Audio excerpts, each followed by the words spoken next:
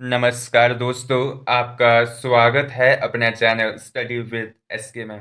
दोस्तों, आज की यह वीडियो आप सबके लिए बहुत ही हेल्पफुल रहने वाली है, क्योंकि आज की इस इम्पोर्टेंट वीडियो में हम पिछले वर्षों में पूछे गए हिंदी ग्रामर के 100 से अधिक मोस्ट इम्पोर्टेंट क्वेश्चन को डिस्कस करने वाले हैं, जो आपको आने वाली सभी प्रकार की प्रतियोगी परीक्षाओं के लिए बहुत ही हेल्पफुल रहने वाले हैं।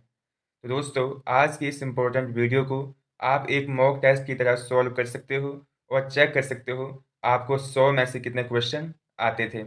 और दोस्तों, जितने भी आपके क्वेश्चन ठीक होते हैं, आपने हमें कमेंट में ज़रूर बताना है।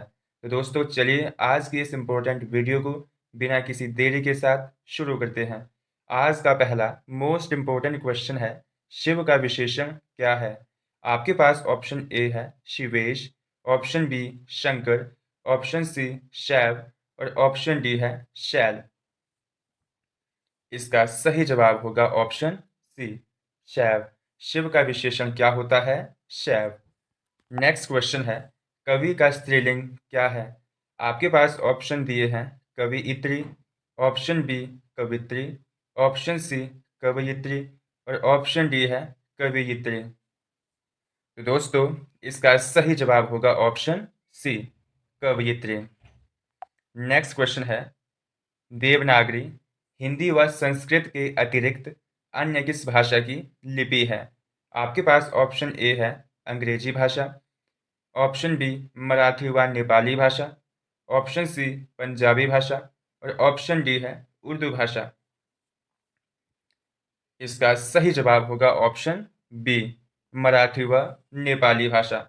देवनागरी लिपि में ही हिंदी, संस्कृत, मराठी व नेपाली भाषाएं लिखी जाती हैं। अंग्रेजी भाषा की लिपि कौन सी है? रोमन लिपि। और पंजाबी भाषा किस लिपि में लिखी जाती है? गुरुमुखी लिपि में। नेक्स्ट क्वेश्चन है, ह्रस्व, दीर्घ, प्लुत किसके भेद हैं? आपके पास ऑप्शन ए है व्यंजन के, संधि के, स्वर के या वर्ण के। दोस्तों, इसका सही जवाब होगा ऑप्शन सी स्वर के। तो स्वर क्या होता है? बिना किसी अन्य वर्ण की सहायता से बोले जाने वाले अक्षरों को स्वर कहा जाता है। स्वरों के 3 भेद होते हैं, ह्रस्व स्वर, दीर्घ स्वर और प्लुत स्वर। दोस्तों, ह्रस्व स्वर को मूल स्वर भी कहा जाता है। ह्रस्व स्वर में जैसे अ, इ, उ और रिह। आपसे एग्जाम में पूछा जा सकता है कि मूल स्वरों की संख्या कितनी है? तो दोस्तों, मूल स्वरों की संख्या 4 है। कौन कौन सी? अ, इ, उ और रिह। दीर्घ स्वर कौन कौन से होते हैं? आ, ई, उ, ए, ऐ और औ। प्लुत स्वर कौन सा है? ओम।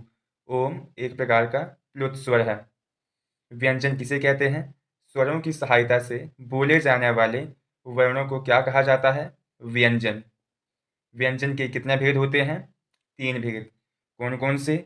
स्पर्श व्यंजन, अंतस्थ व्यंजन और ऊष्म व्यंजन। नेक्स्ट क्वेश्चन है, हिंदी में स्वतंत्र रूप में बोले जाने वाले अक्षर क्या कहलाते हैं? आपके पास ऑप्शन ए है स्वर, ऑप्शन बी है संयुक्त अक्षर, ऑप्शन सी है व्यंजन और ऑप्शन डी है स्वतंत्र ध्वनि। इसका सही जवाब होगा ऑप्शन ए स्वर। हिंदी में स्वतंत्र रूप से बोले जाने वाले अक्षरों को स्वर कहा जाता है। तो दोस्तों, हिंदी में कुल स्वर कितना है? 11। हिंदी वर्णमाला में व्यंजनों की कुल संख्या कितनी है? 33। संयुक्त अक्षरों की संख्या कितनी है? कितनी है? 4। कौन कौन से? क्ष, त्र, ज्ञ और श्र। नेक्स्ट क्वेश्चन है, निम्नलिखित में से कौन सा यौगिक शब्द है? आपके पास ऑप्शन ए है लेखक, ऑप्शन बी पुस्तक, ऑप्शन सी विद्यालय और ऑप्शन डी है योगी। इसका सही जवाब होगा ऑप्शन सी विद्यालय। दोस्तों, विद्यालय का अगर हम संधि विच्छेद करें तो विद्या जमा आलय बनता है। इस प्रकार विद्यालय क्या है? एक यौगिक शब्द, क्योंकि ये 2 शब्दों को जोड़ करके बना हुआ है। विद्या जमा आलय क्या बना? विद्यालय। नेक्स्ट क्वेश्चन है, भूतकाल के कितने भेद हैं? आपके पास ऑप्शन ए है 3, ऑप्शन बी 5, ऑप्शन सी 6 और ऑप्शन डी है 7। इसका सही जवाब होगा ऑप्शन सी 6। भूतकाल के 6 भेद होते हैं। ठीक है। नेक्स्ट क्वेश्चन है, श्रृंगार रस का स्थायी भाव क्या है? आपके पास ऑप्शन ए है उत्साह, ऑप्शन बी है शोक, ऑप्शन सी है हास और ऑप्शन डी है रति। तो दोस्तों, इसका सही जवाब होगा ऑप्शन डी रति। श्रृंगार रस का स्थायी भाव क्या है? रति। दोस्तों, श्रृंगार रस को रसराज भी कहा जाता है। नेक्स्ट क्वेश्चन है, के लिए किस कारक का चिन्ह है? आपके पास ऑप्शन ए है कर्म कारक, ऑप्शन बी संप्रदान कारक, ऑप्शन सी संबंध कारक और ऑप्शन डी है अपादान कारक। इसका सही जवाब होगा ऑप्शन बी संप्रदान कारक। नेक्स्ट क्वेश्चन है, आलस्य शब्द का विशेषण क्या है? आपके पास ऑप्शन ए है आलस, ऑप्शन बी है आलस, ऑप्शन सी है आलसी और ऑप्शन डी है आलसीपन। इसका सही जवाब होगा ऑप्शन सी आलसी। आलस्य शब्द का विशेषण क्या है? आलसी। नेक्स्ट क्वेश्चन है, लालटेन शब्द है कौन सा? तत्सम है, तद्भव है, देशज है या विदेशज है? तो दोस्तों, इसका सही जवाब होगा ऑप्शन डी विदेशज। दोस्तों, लालटेन एक अंग्रेजी भाषा का शब्द है जो एक विदेशज शब्द है। ठीक है। नेक्स्ट क्वेश्चन है, चुनाव क्षेत्रों का समय समय पर क्या किया जाता है? परीक्षण किया जाता है, परिगणन किया जाता है, परिसीमन किया जाता है या परिमापन किया जाता है? इसका सही जवाब है ऑप्शन सी परिमापन, सॉरी परिसीमन। चुनाव क्षेत्रों का समय समय पर परिसीमन किया जाता है। नेक्स्ट क्वेश्चन है, रात दिन शब्द में समास बताने के लिए उचित विकल्प का चयन कीजिए। आपसे पूछा गया है कि रात और दिन में कौन सा समास है? द्वंद्व समास, द्विगु समास, कर्मधारय समास या अव्ययभाव समास? तो दोस्तों, इसका सही जवाब होगा ऑप्शन ए द्वंद्व समास। रात और दिन में कौन सा समास है? द्वंद्व समास। दोस्तों, द्वंद्व समास वह समास होता है जिसमें दोनों पद प्रधान होते हैं, जैसे रात और दिन, यहाँ पर दोनों शब्द प्रधान हैं। दोस्तों, इसकी पहचान करने के लिए दोनों शब्दों के मध्य एक योजक चिन्ह लगा होता है, जिससे हमें पता चल जाता है कि यह एक द्वंद्व समास है।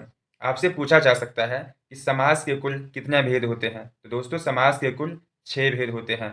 कौन कौन से? अव्ययभाव समास, तत्पुरुष समास, द्वंद्व समास, द्विगु समास, कर्मधारय समास और बहुव्रीहि समास। नेक्स्ट क्वेश्चन है,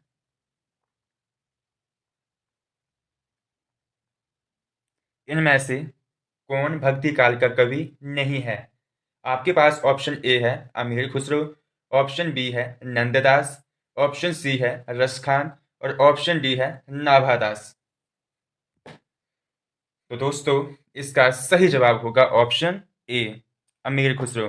दोस्तों, अमीर खुसरो भक्ति काल का कवि नहीं है। यह किस काल का कवि है? आदिकाल का। नंददास, नाभादास, रसखान और तुलसीदास, ये सब भक्ति काल के प्रमुख कवि हैं। नेक्स्ट क्वेश्चन है, समूहवाची शब्द कुंज किसके साथ प्रयोग किया जाता है? आपके पास ऑप्शन ए है अनाज का, लताओं का, राज्यों का या धन का? इसका सही जवाब है ऑप्शन बी लताओं का। नेक्स्ट क्वेश्चन है, उत्पत्ति या स्रोत के आधार पर शब्द कितने प्रकार के होते हैं? आपके पास ऑप्शन ए है 3, ऑप्शन बी है 8, ऑप्शन सी है 5 और ऑप्शन डी है 4। तो दोस्तों, इसका सही जवाब होगा ऑप्शन डी 4। उत्पत्ति या स्रोत के आधार पर शब्द 4 प्रकार के होते हैं। कौन कौन से? तत्सम, तद्भव, देशज और विदेशज। अगर हम रचना के आधार पर बात करें तो शब्द के 3 भेद होते हैं। कौन कौन से? रूढ़, यौगिक और योगरूढ़ शब्द। ठीक है। नेक्स्ट क्वेश्चन है, गिरिधर समस्त पद में कौन सा समास है? आपके पास ऑप्शन ए है बहुव्रीहि समास, द्वंद्व समास, द्विगु समास या अव्ययभाव समास? इसका सही जवाब है ऑप्शन ए, बहुव्रीहि समास। गिरिधर अर्थात गिरि को धारण करने वाला कौन? श्री कृष्ण। ठीक है। नेक्स्ट क्वेश्चन है, अट्टालिका शब्द है तत्सम, तद्भव, देशज या विदेशज? तो दोस्तों इसका सही जवाब होगा ऑप्शन ए, तत्सम। अट्टालिका एक प्रकार का तत्सम शब्द है। दोस्तों तत्सम शब्द क्या होता है? संस्कृत के शब्दों को ही तत्सम शब्द कहा जाता है। किसी भी भाषा की मौखिक ध्वनियों को प्रकट करने वाले लेखन चिन्हों को क्या कहते हैं? आपके पास ऑप्शन ए है वर्ण, ऑप्शन बी है लिपि, ऑप्शन सी है स्वर और ऑप्शन डी है वाक्य। तो दोस्तों इसका सही जवाब होगा ऑप्शन बी, लिपि। किसी भी भाषा की मौखिक ध्वनियों को प्रकट करने वाले लेखन चिन्हों को क्या कहा जाता है? लिपि। नेक्स्ट क्वेश्चन है, र का उच्चारण स्थान कौन सा है? आपके पास ऑप्शन ए है कंठ, ऑप्शन बी है दंत, ऑप्शन सी है मूर्धा और ऑप्शन डी है ओष्ठ। इसका सही जवाब है ऑप्शन सी, मूर्धा। र का उच्चारण स्थान कौन सा है? मूर्धा। अब दोस्तों हम यहाँ से और बातों को भी डिस्कस करते हैं कि मूर्धा से कौन कौन से वर्णों का उच्चारण स्थान होता है। जैसे रिट रश रिह, ट ठ ड ढ और र और श, इन वर्णों का उच्चारण स्थान भी मूर्धा है। कंठ से कौन कौन से वर्णों का उच्चारण स्थान होता है? अ, आ, क ख ग घ और ह, इन वर्णों का उच्चारण स्थान कौन सा है? कंठ। दंत्य वर्ण, जहाँ से जिन वर्णों का उच्चारण स्थान होता है वो कौन से वर्ण हैं? ल, त थ द ध और न और स। ओष्ठ वर्ण, उ प फ ब भ, इन सब वर्णों का उच्चारण स्थान ओष्ठ है। और दोस्तों आपसे पूछा जा सकता है कि ऐसे कौन से वर्ण हैं जिनका उच्चारण कंठ तालु दोनों से किया जाता है? तो वो वर्ण कौन से हैं? ए और ऐ। ए और ऐ ऐसे वर्ण हैं जिनका उच्चारण स्थान कंठ और तालु दोनों से किया जाता है। नेक्स्ट क्वेश्चन है, निम्नलिखित में से किसे रसराज कहा जाता है? आपके पास ऑप्शन ए है श्रृंगार रस, ऑप्शन बी है वीर रस, ऑप्शन सी है शांत रस और ऑप्शन डी है विभेत्स्व रस। इसका सही जवाब होगा ऑप्शन ए, श्रृंगार रस। दोस्तों श्रृंगार रस को रसराज कहा जाता है। आपसे एग्जाम में पूछा जा सकता है कि श्रृंगार रस का स्थायी भाव क्या है? तो श्रृंगार रस का स्थायी भाव क्या है? रति। और वीर रस का स्थायी भाव क्या है? उत्साह। और शांत रस का स्थायी भाव क्या है? निर्वेद। और बीभत्स रस का स्थायी भाव क्या है? घृणा या भय। नेक्स्ट क्वेश्चन है, उचित विकल्प चुनिए। आपसे पूछा गया कि अंगूठा दिखाना इसका मतलब क्या होता है? देने से इनकार करना, अपमान करना, हंसी उड़ाना या धोखा देना? तो दोस्तों इसका सही जवाब होगा ऑप्शन ए, देने से इनकार करना। नेक्स्ट क्वेश्चन है, बेइंसाफी में प्रयुक्त उपसर्ग है कौन सा? बे, इन, बेई या बेइन? इसका सही जवाब होगा ऑप्शन ए, बेइंसाफी में कौन सा उपसर्ग है? बे उपसर्ग। बे प्लस इंसाफी क्या बनता है? बेइंसाफी। उपसर्ग हमेशा शब्द के आदि में लगता है या शब्द के प्रथम में लगता है। ठीक है। और प्रत्यय हमेशा शब्द के अंत में लगता है। नेक्स्ट क्वेश्चन है, हिंदी की विशिष्ट बोली व्रजभाषा किस रूप में अधिक प्रसिद्ध है? आपके पास ऑप्शन ए है राजभाषा, तकनीकी भाषा, राष्ट्रभाषा या काव्य भाषा? तो दोस्तों इसका सही जवाब है ऑप्शन डी, काव्य भाषा। हिंदी की विशिष्ट बोली ब्रजभाषा काव्य भाषा के रूप में सबसे अधिक प्रसिद्ध है। नेक्स्ट क्वेश्चन है, इनमें कौन सा स्वर संधि का उदाहरण है? आपके पास ऑप्शन ए है संयोग, ऑप्शन बी है मनोहर, ऑप्शन सी है नमस्कार और ऑप्शन डी है पवन। तो दोस्तों इसका सही जवाब है ऑप्शन डी, पवन। पवन में कौन सी संधि है? स्वर संधि। दोस्तों आपसे पूछा जा सकता है कि पवन में स्वर संधि का कौन सा भेद है? तो अयादी संधि। अयादी संधि में पवन बनता है जैसे पो जमा अन। आपसे पूछा जा अब जैसे आपने पता लगाना है कि अयादी संधि पवन में है या नहीं। तो दोस्तों ए ऐ ओ औ के बाद कोई भी अन्य वर्ण आता है तो ए का आय, ए का आय, ओ का अव और औ का आव हो जाता है। जैसे यहाँ पर हम पवन का संधि विच्छेद करते हैं, जैसे पो जमा अन। तो दोस्तों ओ के बाद क्या आया? अ। ओ जमा क्या बनेगा? अव। पो जमा अन क्या बनेगा? पवन। संयोग। संयोग कैसे बनता है? सम जमा योग। तो यहाँ पर कौन सी संधि है? व्यंजन संधि। मनोहर, मना जमा हर। इस प्रकार यह कौन सी संधि हुई? विसर्ग संधि। नमस्कार, नमा जमा कार। तो यह कौन सी संधि है? विसर्ग संधि। संधि के 3 प्रकार होते हैं, कौन कौन से? स्वर संधि, व्यंजन संधि और विसर्ग संधि। आपसे एग्जाम में पूछा जा सकता है कि स्वर संधि के कितने भेद होते हैं? तो स्वर संधि के 5 भेद होते हैं, कौन कौन से? दीर्घ संधि, गुण संधि, वृद्धि संधि, यण संधि और अयादी संधि। नेक्स्ट क्वेश्चन है, क्ष ध्वनि किसके अंतर्गत आती है?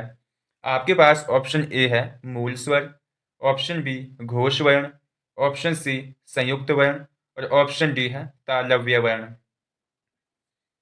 तो दोस्तों इसका सही जवाब होगा ऑप्शन सी, संयुक्त वर्ण। दोस्तों मैंने आपको पहले बताया था कि क्ष, त्र, ज्ञ और श ये 4 संयुक्त वर्ण हैं। मूल स्वर कौन कौन से थे? अ, इ, उ और ऋ।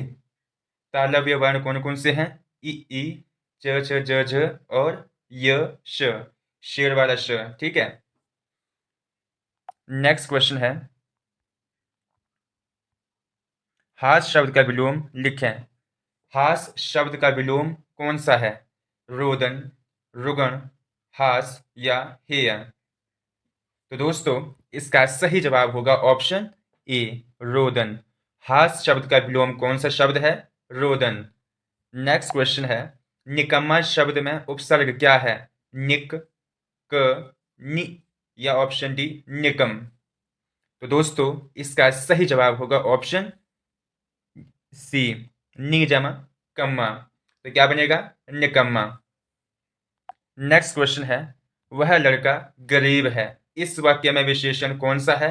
ऑप्शन ए सार्वनामिक विशेषण, ऑप्शन बी संख्यावाचक विशेषण, ऑप्शन सी गुणवाचक विशेषण, ऑप्शन डी परिमाणवाचक विशेषण। तो दोस्तों इसका सही जवाब होगा ऑप्शन ए, सार्वनामिक विशेषण। विशेषण के कितने भेद होते हैं? 4 भेद। कौन कौन से? गुणवाचक विशेषण, संख्यावाचक विशेषण, परिमाणवाचक विशेषण और सार्वनामिक विशेषण। नेक्स्ट क्वेश्चन है, गर्म शब्द की भाववाचक संज्ञा कौन सी है? गरमाना, गर्माहट, गरमाया या गर्मी? इसका सही जवाब है ऑप्शन डी, गर्मी। नेक्स्ट क्वेश्चन है, काला शब्द के लिए उपयुक्त भाववाचक संज्ञा कौन सी है? कालापन, कालीमा, कालायन या कालीमन? तो दोस्तों इसका सही जवाब होगा ऑप्शन बी, कालीमा। काला शब्द के लिए उपयुक्त भाववाचक संज्ञा कौन सी है? कालीमा।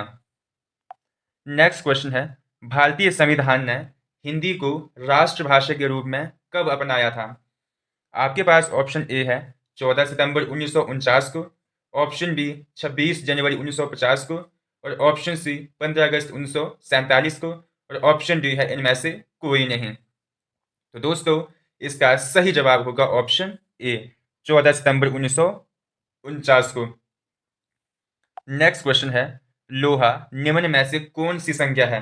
द्रव्यवाचक संज्ञा, समुदायवाचक संज्ञा, जातिवाचक संज्ञा या व्यक्तिवाचक संज्ञा? तो दोस्तों इसका सही जवाब है ऑप्शन ए, द्रव्यवाचक संज्ञा। संज्ञा के कितने भेद होते हैं? 5 भेद। व्यक्तिवाचक, जातिवाचक, भाववाचक, द्रव्यवाचक और समुदायवाचक। नेक्स्ट क्वेश्चन है, तटस्थ शब्द का विलोम शब्द कौन सा है?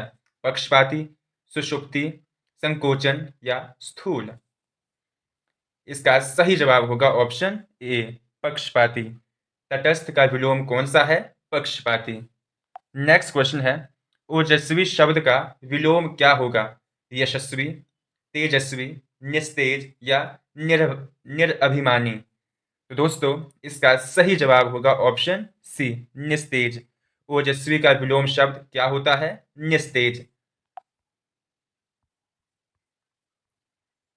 नेक्स्ट क्वेश्चन है, चिर शब्द का अर्थ क्या है?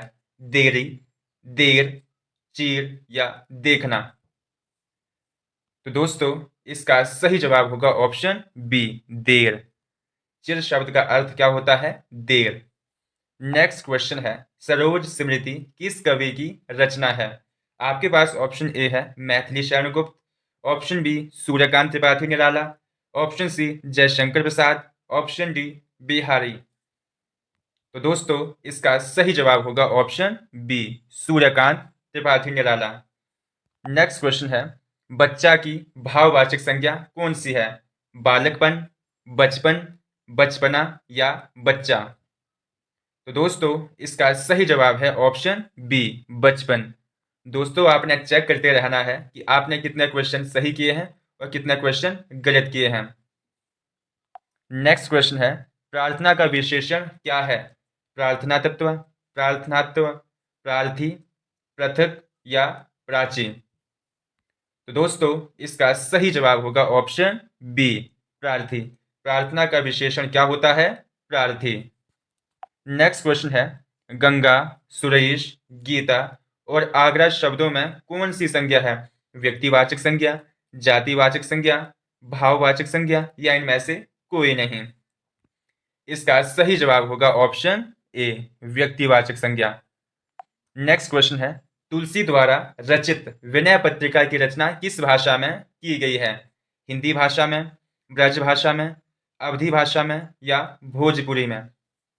तो दोस्तों, इसका सही जवाब है ऑप्शन बी, ब्रज भाषा में।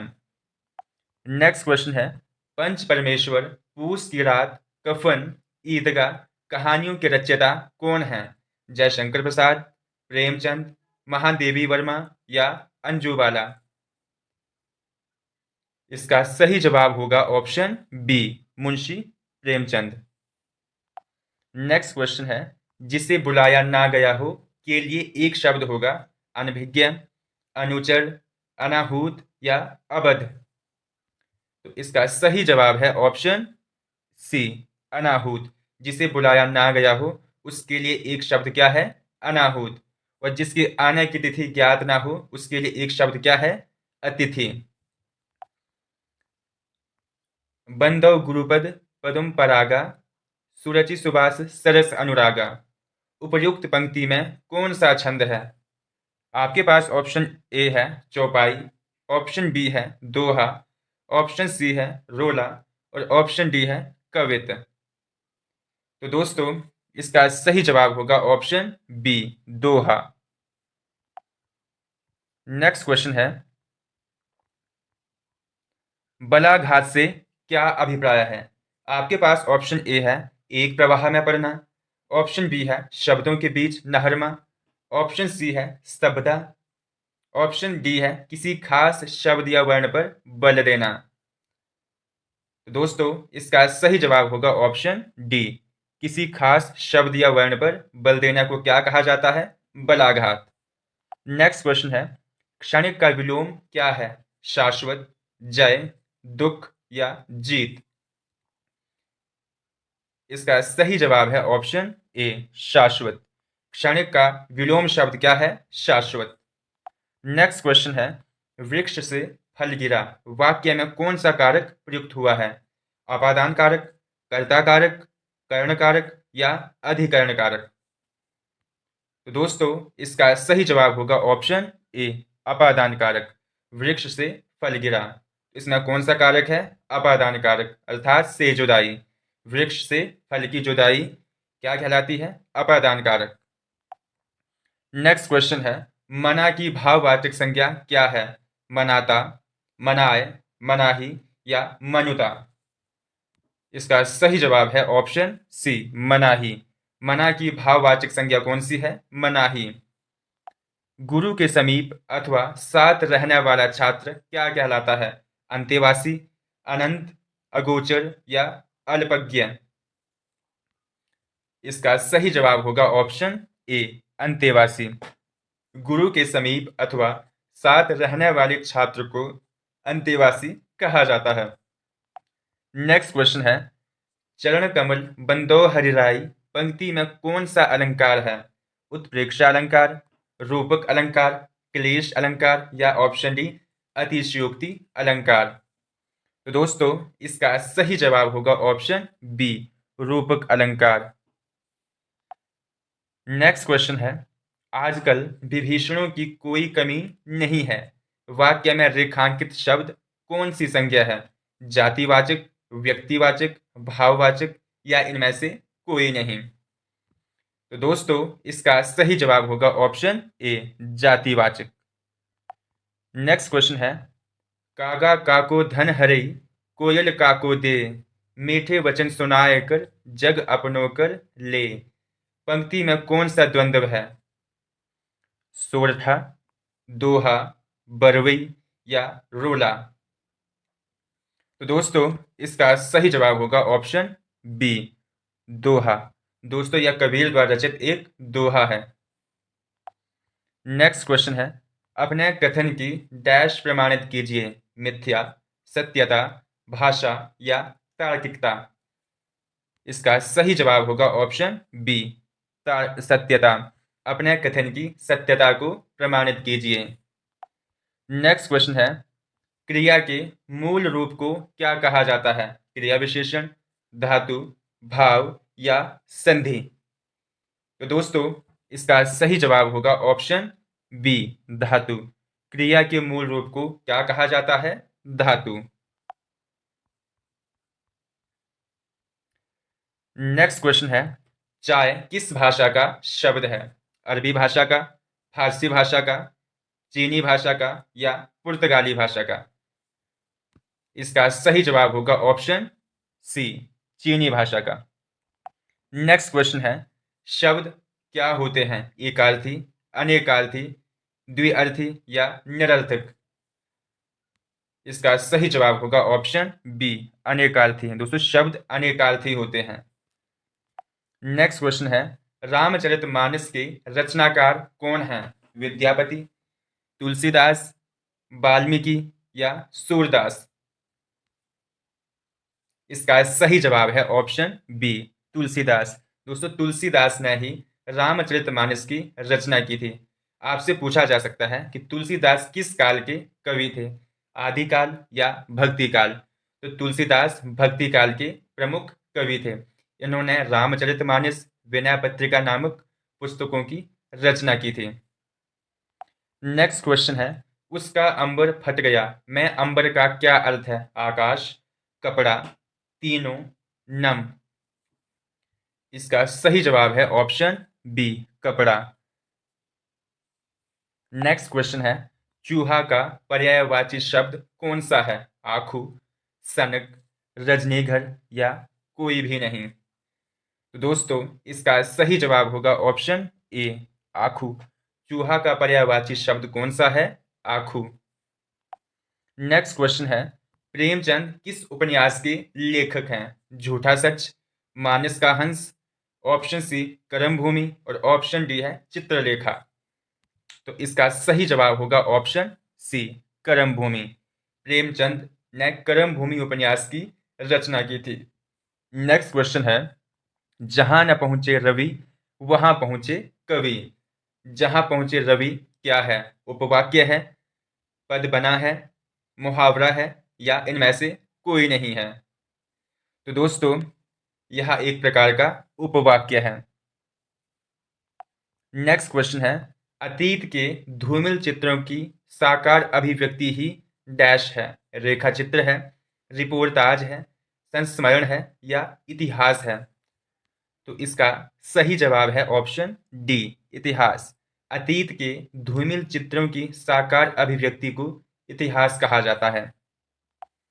नेक्स्ट क्वेश्चन है, आजकल किस शब्द को प्रलोभन भी कहा जाता है? अनुच्छेद को, पाठ को, रचना को या निबंध को? तो दोस्तों, इसका सही जवाब होगा ऑप्शन सी, रचना को। रचना को प्रलोभन भी कहा जाता है। नेक्स्ट क्वेश्चन है, काल का शाब्दिक अर्थ क्या होता है? समय, मौत, दोनों या कोई नहीं? इसका सही जवाब होगा ऑप्शन सी, दोनों। काल को समय और मौत दोनों का कहा जाता है। नेक्स्ट क्वेश्चन है, कवि नरेंद्र शर्मा ने राष्ट्रपिता महात्मा गांधी के निधन से प्रभावित होकर कौन सी रचना की? आपके पास ऑप्शन ए है रक्तचंदन, ऑप्शन बी हंसमाला, ऑप्शन सी मिट्टी और फूल और ऑप्शन डी है उत्तर जय। इसका सही जवाब होगा ऑप्शन ए, रक्तचंदन। नेक्स्ट क्वेश्चन है, समुद्र की आग के लिए उपयुक्त शब्द कौन सा है? दावानल, ऑप्शन बी जलागम, ऑप्शन सी बड़वानल और ऑप्शन डी है भीषण अग्नि। तो दोस्तों, इसका सही जवाब होगा ऑप्शन सी, बड़वानल। समुद्र में लगने वाली आग के लिए एक शब्द कौन सा है? बड़वानल। जंगल में लगने वाली आग को क्या कहा जाता है? दावानल। नेक्स्ट क्वेश्चन है, पुरुषवाचक सर्वनाम के अंतर्गत कितने पुरुष आते हैं? 2, 1, 3 या 4? तो दोस्तों, इसका सही जवाब होगा ऑप्शन सी, 3। कौन कौन से? प्रथम पुरुष, मध्यम पुरुष और उत्तम पुरुष। नेक्स्ट क्वेश्चन है, प्रयोग की दृष्टि से शब्द कितने प्रकार के हैं? Option A 2, option B 1, option C 3 और ऑप्शन डी है 5। तो दोस्तों, इसका सही जवाब होगा ऑप्शन ए, 2।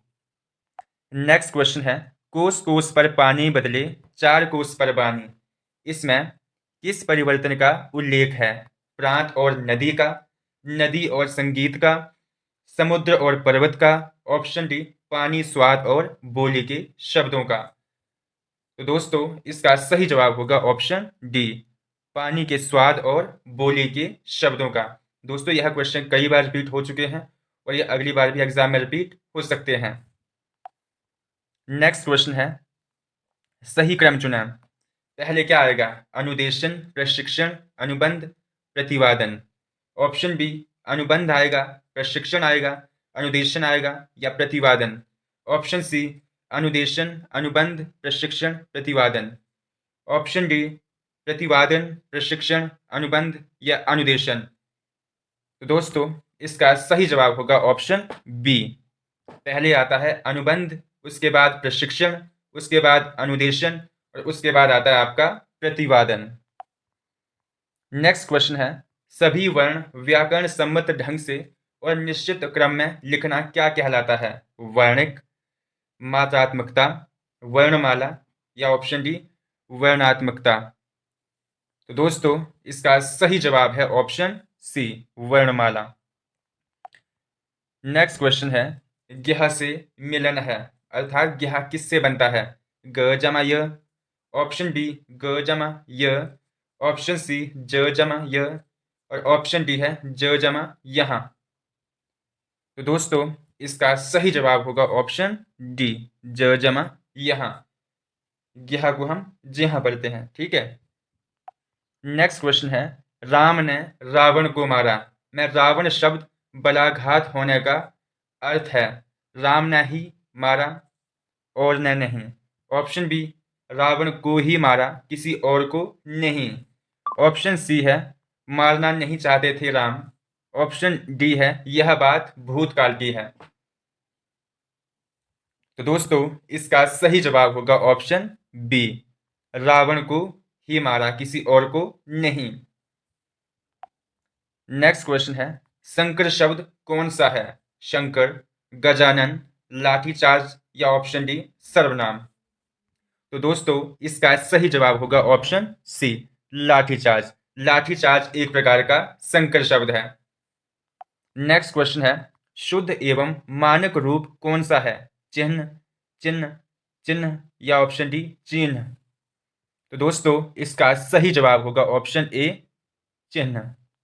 नेक्स्ट क्वेश्चन है, शुद्ध लेखन के लिए प्रथम सोपान क्या है? शुद्ध पठन, शुद्ध श्रवण, शुद्ध वायु और ऑप्शन डी शुद्ध उच्चारण। तो दोस्तों इसका सही जवाब है ऑप्शन डी, शुद्ध उच्चारण। शुद्ध लेखन के लिए प्रथम सोपान क्या है? शुद्ध उच्चारण। नेक्स्ट क्वेश्चन है, कठोर के लिए समानार्थक शब्द है पौरुष, ऑप्शन बी परुषी, ऑप्शन सी परुष और ऑप्शन डी है परुषत्वा। तो दोस्तों इसका सही जवाब होगा ऑप्शन सी, परुष। नेक्स्ट क्वेश्चन है, जंगम का विलोम शब्द कौन सा है? संगम, अचलता, स्थावर या ऑप्शन डी साधुत्व। इसका सही जवाब है ऑप्शन सी, स्थावर। जंगम का विलोम शब्द कौन सा है? स्थावर। नेक्स्ट क्वेश्चन है, शुद्ध शब्द रूप है स्रोत, स्रोत, स्रोत या ऑप्शन डी स्रोत। इसका सही जवाब होगा ऑप्शन सी, स्रोत। नेक्स्ट क्वेश्चन है, तिलांजलि देना का क्या अर्थ है? तिल बांटना, तेल बेचना, त्याग देना या ऑप्शन डी अर्घ्य देना। इसका सही जवाब होगा ऑप्शन सी, त्याग देना। नेक्स्ट क्वेश्चन है, भाषा से क्या तात्पर्य है? भाषण देना, बोलना सिखाना, ध्वन्यात्मक शब्दों द्वारा विचार प्रकट करना या ऑप्शन डी इनमें से कोई नहीं। तो दोस्तों इसका सही जवाब होगा ऑप्शन सी, ध्वन्यात्मक शब्दों द्वारा विचारों को प्रकट करना। नेक्स्ट क्वेश्चन है, निज भाषा उन्नति है सब उन्नति को मूल, बिन निज भाषा ज्ञान के मिटत न है को सूल। से भाव व्यक्त होता है भाषा की उन्नति का, निज भाषा का, संपर्क भाषा का या ऑप्शन डी मातृभाषा का। तो दोस्तों इसका सही जवाब है ऑप्शन डी, मातृभाषा का। नेक्स्ट क्वेश्चन है, कक्षा शिक्षण में क्रियाशीलता का सिद्धांत उपयोगी है क्योंकि यह बालक को करके सीखने में आनंद आता है, अध्यापक क्रियाशील रहेगा, अभिनय करना पड़ेगा और ऑप्शन डी इनमें से कोई नहीं। तो दोस्तों इसका सही जवाब होगा ऑप्शन ए, बालक को करके सीखने में आनंद आता है। नेक्स्ट क्वेश्चन है, शिक्षण प्रक्रिया के प्रारूप तथा परिचालन व्यवस्था से शिक्षा को परिभाषित करते हैं या व्याकरण की शिक्षा दी जाती है? ऑप्शन सी, शिक्षा के व्यवहार में परिवर्तन कर छात्रों के व्यवहार में परिवर्तन करते हैं या ऑप्शन डी शिक्षा का विकास मापा जाता है। तो दोस्तों इसका सही जवाब है ऑप्शन सी, छात्रों के व्यवहार में परिवर्तन करते हैं। नेक्स्ट क्वेश्चन है, आज शिक्षा के क्षेत्र में अध्यापक की भूमिका कैसी है? प्रशासक की, पथ प्रदर्शक की, ऑप्शन सी उपयोगी नागरिक की या ऑप्शन डी विषय विशेषज्ञ मात्र। तो दोस्तों इसका सही जवाब होगा ऑप्शन बी, पथ प्रदर्शक की। नेक्स्ट क्वेश्चन है, कक्षा से बाहर स्थित किसी स्थान का योजनाबद्ध निरीक्षण क्या कहलाता है? पर्यटक भ्रमण, शैक्षिक भ्रमण या ऑप्शन डी काल्पनिक भ्रमण। तो इसका सही जवाब होगा ऑप्शन सी, शैक्षिक भ्रमण। नेक्स्ट क्वेश्चन है, अपनाना क्रिया किससे बनी है? संज्ञा से, विशेषण से, सर्वनाम से या क्रिया से? तो दोस्तों इसका सही जवाब होगा ऑप्शन सी, सर्वनाम से। नेक्स्ट क्वेश्चन है, घी खिचड़ी होना का अर्थ क्या है? स्वाद बढ़ना, खूब घुलना मिलना, पौष्टिकता में वृद्धि होना या ऑप्शन डी मकर संक्रांति का पर्व मनाना। तो दोस्तों इसका सही जवाब होगा ऑप्शन बी, खूब घुलना मिलना। नेक्स्ट क्वेश्चन है, अलंकार के कितने प्रकार हैं? 4, 2, 5 या 3? तो दोस्तों इसका सही जवाब होगा ऑप्शन डी, 3। अलंकार के 3 प्रकार होते हैं। कौन कौन से? शब्द अलंकार, अर्थ अलंकार और उभय अलंकार। नेक्स्ट क्वेश्चन है, अंबर पनघट में डूबो रही तारा घट उषा नागरी में कौन सा अलंकार है? उपमा अलंकार, रूपक अलंकार, उत्प्रेक्षा अलंकार या ऑप्शन डी अतिशयोक्ति अलंकार। तो दोस्तों इसका सही जवाब होगा ऑप्शन बी, रूपक अलंकार। नेक्स्ट क्वेश्चन है, मंगल भवन अमंगल हारी, हरऊ नाथ मम संकट भारी, में छंद है चौपाई, सोरठा, रोला या दोहा। तो दोस्तों यह एक प्रकार की चौपाई है। नेक्स्ट क्वेश्चन है, निंदा का विलोम क्या होगा? दोषारोपण, स्तुति, सम्मान या उपेक्षा। तो दोस्तों इसका सही जवाब है ऑप्शन बी, स्तुति। निंदा का विलोम क्या होगा? स्तुति। नेक्स्ट क्वेश्चन है, निम्नलिखित में से कौन सा अव्ययभाव समास है? रातों रात, पाप पुण्य, ऑप्शन सी पीताम्बर और ऑप्शन डी है हस्तलिखित। तो दोस्तों इसका सही जवाब होगा ऑप्शन ए, रातों रात। दोस्तों जहां पर शब्दों का दोहराव होता है वहां पर भी अव्ययभाव समास होता है। जैसे रात जमा रात, रातों रात, हाथ जमा हाथ, हाथों हाथ, धर्मा धर्म, धर्म जमा धर्म। नेक्स्ट क्वेश्चन है, विभक्ति कारक कौन सा विषम है? से करण, से अपादान, मैं पर संबंध और ऑप्शन डी को कर्म। तो दोस्तों ऑप्शन सी एक सही जवाब है। जैसे कर्ण की विभक्ति कौन सी होती है? से। अपादान की विभक्ति कौन सी होती है? से पर अलग होने के अर्थ में। और यहाँ पर संबंध की विभक्ति यहाँ पर गलत दी है। संबंध की विभक्ति क्या होती है? का के की और रा रे री। ठीक है। मैं और पर किसकी विभक्ति चिन्ह है? अधिकरण के। अधिकरण कारक का विभक्ति चिन्ह कौन सा होता है? मैं और पर। कर्म का विभक्ति चिन्ह कौन सा होता है? को। इस प्रकार यहां पर कौन सा विषम है? संबंध। नेक्स्ट क्वेश्चन है, कलम तोड़ना मुहावरे का सही अर्थ है? लिखना पढ़ना त्याग देना, अत्यंत क्रोधित होना, लिखने से घृणा करना, अत्यंत मार्मिक रचना करना। तो दोस्तों इसका सही जवाब है ऑप्शन डी, अत्यंत मार्मिक रचना करना। नेक्स्ट क्वेश्चन है, जो किए गए उपकार को ना माने वाक्यांश के लिए एक शब्द क्या होगा? ऑप्शन ए है कृतघ्न, ऑप्शन बी है स्वार्थी, ऑप्शन सी है पापी और ऑप्शन डी है निर्दयी। तो दोस्तों इसका सही जवाब होगा ऑप्शन ए, कृतघ्न। नेक्स्ट क्वेश्चन है, किस शब्द का बहुवचन नहीं है? स्त्री, पाठक, प्रत्येक या इनमें से कोई नहीं। तो दोस्तों इसका सही जवाब है ऑप्शन सी, प्रत्येक। प्रत्येक का कोई भी बहुवचन नहीं है। नेक्स्ट क्वेश्चन है, भुलक्कड़ में कौन सा प्रत्यय है? भूल, कक्कड़, ऑप्शन सी अक्कड़ और ऑप्शन डी है कोई नहीं। तो दोस्तों इसका सही जवाब होगा ऑप्शन सी, भुलक्कड़। भूल जमा अक्कड़ से क्या बनता है? भुलक्कड़। तो यहां पर प्रत्यय कौन सा हुआ? अक्कड़।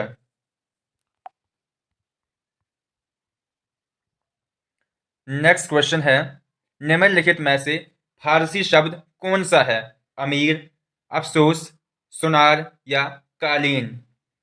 तो दोस्तों इसका सही जवाब है ऑप्शन बी, अफसोस। अफसोस एक प्रकार का फारसी शब्द है। नेक्स्ट क्वेश्चन है, पर पुरुष से प्रेम करने वाली स्त्री को क्या कहा जाता है? घातिनी, पतिहंता, परकिया या ऑप्शन डी कुलटा। तो दोस्तों इसका सही जवाब है ऑप्शन डी, कुलटा। नेक्स्ट क्वेश्चन है, सुबह किस भाषा का शब्द है? तत्सम, हिंदी, फारसी या ऑप्शन डी अरबी। तो दोस्तों इसका सही जवाब है ऑप्शन डी, अरबी। सुबह एक अरबी भाषा का शब्द है। दोस्तों आपसे क्वेश्चन है, हिंदी किस भाषा का शब्द है? नेक्स्ट क्वेश्चन है, तत्सम शब्द कौन सा है? उज्ज्वल, उजाला, उज्ज्वल या ऑप्शन डी उदखल। तो इसका सही जवाब होगा option A, Ujjwal. Next question है, वेदों की रचना किस भाषा में हुई है? लौकिक संस्कृत, वैदिक संस्कृत, पाली या ऑप्शन डी प्राकृत। तो दोस्तों इसका सही जवाब है ऑप्शन बी, वैदिक संस्कृत। नेक्स्ट क्वेश्चन है, विश्व हिंदी दिवस कब मनाया जाता है? 10 फरवरी, ऑप्शन बी 10 मार्च, ऑप्शन सी 10 जून और ऑप्शन डी है 10 जनवरी। तो दोस्तों इसका सही जवाब होगा ऑप्शन डी, 10 जनवरी। प्रत्येक वर्ष 10 जनवरी को विश्व हिंदी दिवस मनाया जाता है। और आपसे पूछा जा सकता है कि प्रत्येक वर्ष राष्ट्रीय हिंदी दिवस कब मनाया जाता है। तो प्रत्येक वर्ष राष्ट्रीय हिंदी दिवस 14 सितंबर को मनाया जाता है। और पहली बार हिंदी दिवस कब मनाया गया था? 1953 में। नेक्स्ट क्वेश्चन है, वह खाना खाकर सो गया वाक्य में कौन सी क्रिया है? समस्त क्रिया, संयुक्त क्रिया, ऑप्शन सी नामक क्रिया और ऑप्शन डी है इनमें से कोई नहीं। तो दोस्तों इसका सही जवाब है ऑप्शन बी, संयुक्त क्रिया। नेक्स्ट क्वेश्चन है, राम ने रावण को मारा, इसमें कौन सा कर्मवाच्य है, कर्तृवाच्य है, भाववाच्य है या इनमें से कोई नहीं? तो दोस्तों राम ने रावण को मारा कौन सा वाच्य है? कर्तृवाच्य। नेक्स्ट क्वेश्चन है, मैं आपसे सहमत नहीं हूं, इसमें कौन सा निषेधवाचक है, विधिवाचक है, आज्ञावाचक है या संकेतवाचक है? दोस्तों इसका सही जवाब है ऑप्शन ए, निषेधवाचक। आधा तीतर आधा बटीर होने का क्या अर्थ है? उचित सामंजस्य का अभाव, ऑप्शन बी छोटा बड़ा होना, ऑप्शन सी बेमेल तथा बेढंगा, ऑप्शन डी रंग बिरंगा होना। तो दोस्तों इसका सही जवाब है ऑप्शन सी, बेमेल तथा बेढंगा। नेक्स्ट क्वेश्चन है, धर्माधर्म शब्द में कौन सा समास है? तो दोस्तों इसका सही जवाब होगा ऑप्शन सी, द्वंद्व समास। धर्माधर्म में कौन सा समास है? द्वंद्व समास। कौन? जैसे धर्म जमा अधर्म। दोस्तों सॉरी, यहाँ पर अव्ययभाव समास है। धर्माधर्म, यहाँ पर धर्म शब्द की 2 बार पुनरावृत्ति हुई है। तो हमने बताया था कि जहाँ पर एक शब्द एक से अधिक बार आता है तो वहाँ पर अव्ययभाव समास होता है। जैसे रातों रात, बातों बात, हाथों हाथ और धर्माधर्म। यहाँ पर धर्म जमा धर्म 2 बार आया तो यह कौन सा समास हुआ? अव्ययभाव समास। द्वंद्व समास वह समास होता है जिस समास के दोनों पद प्रधान होते हैं और दोनों शब्द एक दूसरे के ऑपोजिट होते हैं और उन दोनों शब्दों के बीच में योजक चिन्ह लगा होता है। नेक्स्ट क्वेश्चन है, दिग्गज में प्रयुक्त संधि कौन सी है? स्वर संधि, व्यंजन संधि, विसर्ग संधि, ऑप्शन डी हिंदी संधि। तो दोस्तों इसका सही जवाब है ऑप्शन बी, व्यंजन संधि। दिक् प्लस गज, दिक् प्लस गज से क्या बना?